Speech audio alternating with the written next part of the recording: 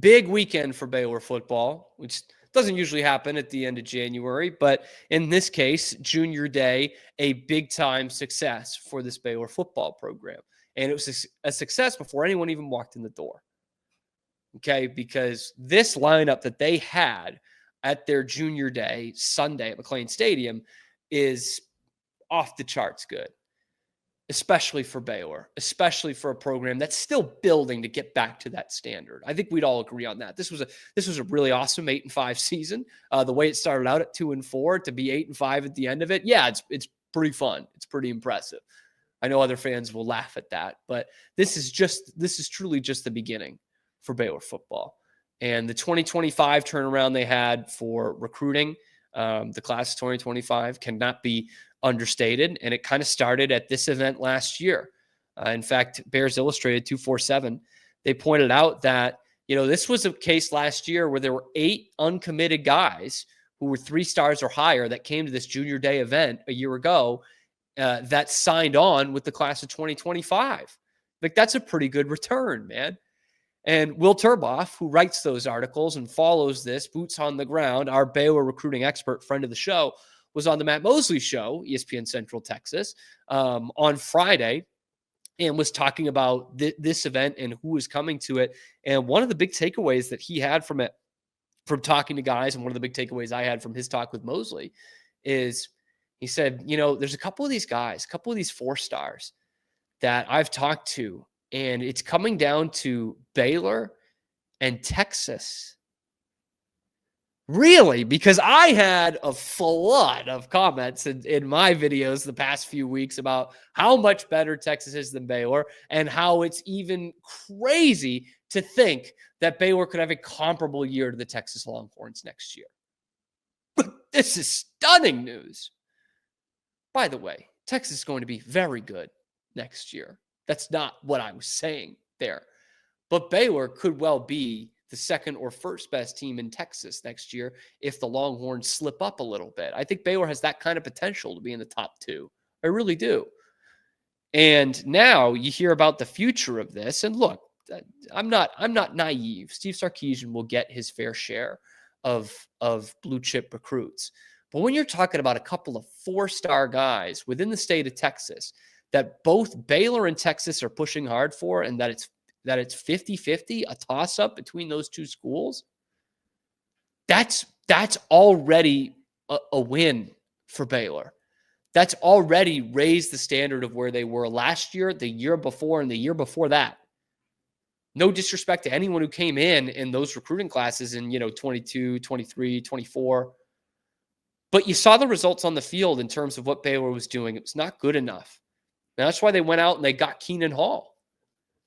And this is paying instant dividends, because Mosley, he asks Will in that interview, why is Baylor all of a sudden winning in their backyard? Because that was a problem they had for so long in the early years of Dave Aranda. And he said, Keenan Hall is a huge reason why. They all cite Keenan Hall, and a lot of the players that he talks to are saying not just Keenan Hall, but like 4 or 5 or 6 names. That means Dave Aranda is deploying the entire militia around Texas. And so whenever you hear these guys who say, the relationships were the big reason why, it's because they're not just getting a position coach out there like a lot of programs are going to do, but rather, again, 4 or 5 or 6 guys that are in contact with them, that are going to their school, that's going to their games, their practices. That's how Baylor is winning here. That's kind of the secret sauce. Every team is trying to build relationships. No team is trying to look like con artists. But Baylor's the one that's doing it the best.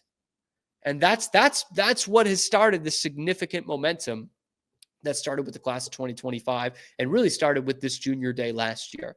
But how about a dozen 4-star recruits coming in, 4-star or higher? A dozen of them.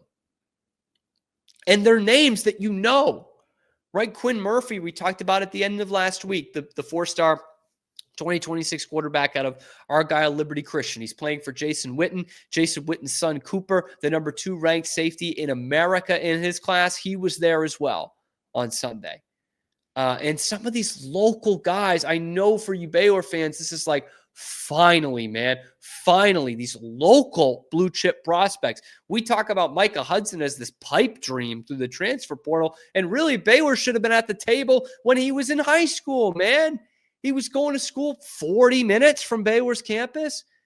And yet they're not getting in on any of these guys. Kobe Black, one of the top defensive backs in America in his class of 2023, I want to say. Maybe it's 24. Coming from 24. Waco Conley, UT, and there was no thought of Baylor, none. And now you're looking at some of these 4 stars. Jamarion Carlton, defensive lineman from Temple High. He's one of the ones that Turboff said it's probably going to be between Texas and Baylor. Jordan Clay, wide receiver, San Antonio. So he actually even more Longhorn country. He said that's the one that's coming down to those two-horse race. Texas and Baylor. Jordan Clay, 4-star receiver, top 50 recruit in the nation. And Carlton, by the way, top 5 defensive lineman in America as a 4-star guy. And how about another one thrown in there? Ahmad Hudson. Junior day is deceiving. He's a sophomore, just coming out of the sophomore season, class of 2027. The number 1 tight end in the class of 2027. Number 1. There's only one Ahmad Hudson. 6'6", 230. You cannot teach that. 6'6", 230 as a sophomore. The kid comes down with everything. Everything. Number 10 recruit in the nation in his class. Number 1 at his position. And Baylor's on him early. Baylor, Florida, LSU. Going to Baylor's junior day. And by the way, there were some good schools that had junior day on Sunday. Oklahoma had it. A couple of Big Ten teams had it. Oregon, which we've seen recruit in Texas very well. And here they are. They're coming to Baylor. London Smith. You want to talk about recruiting the backyard. This is one that Baylor really can't fumble. They've been on London Smith from his freshman year. Okay, University High, another one that's coming down to Baylor and UT. His dad played at Baylor. His mom was a national champion track and field athlete at Baylor. And he's playing right in their backyard. Dave Aranda goes to his basketball games. This is one that would be an enormous fumble. And we know that Baylor's fumbled from University High before. Some of those guys who wanted to play at Baylor and are studs at University High, they go up the road to TCU and they wear gold jackets in Canton, Ohio. So don't fumble this one. But as Will once again pointed out in this interview, which is going to sound like a loser mentality for Baylor fans, I promise you it's not. The fact that they're even in the running with Texas and Florida, the way they're recruiting the last few years, and LSU and schools like this, that's a win. A&M throwing that mix too. They're not getting the recruits they used to. But if you're going to recruit the best players in Texas, like you need to put your cojones on the table a little bit. And the fact that Baylor, from 3-9 in 2023, is already going head-to-head with Steve Sarkisian, who's made the playoff the last 2 years in the state of Texas. That's massive. And by the way, there are going to be some that are picking Baylor over UT. For sure. For sure. And, London Smith is the real local one, but also Jordan Clay, Jamarion Carlton. Remember these names, man. Jamarion Vincent, by the way.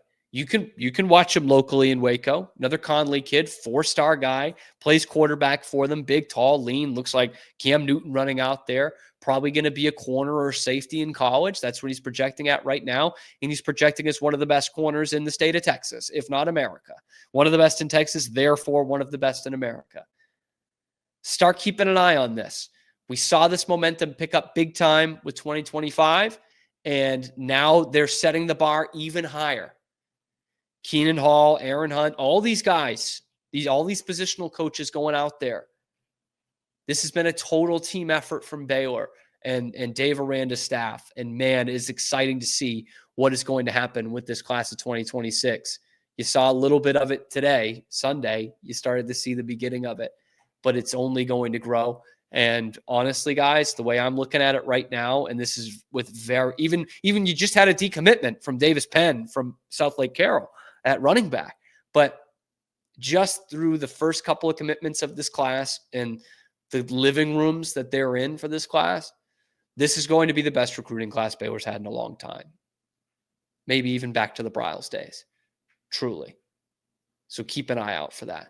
And let me know what you guys think down in the comments below. Is this just the beginning for Baylor's recruiting and therefore Baylor continuing to improve the standard on the field? Let me know in the comments below. Can they even battle with UT? Tell me how stupid I am. Be sure to like and subscribe. Helps out the channel a ton. And then you can find us wherever you find your podcasts if you're not listening already.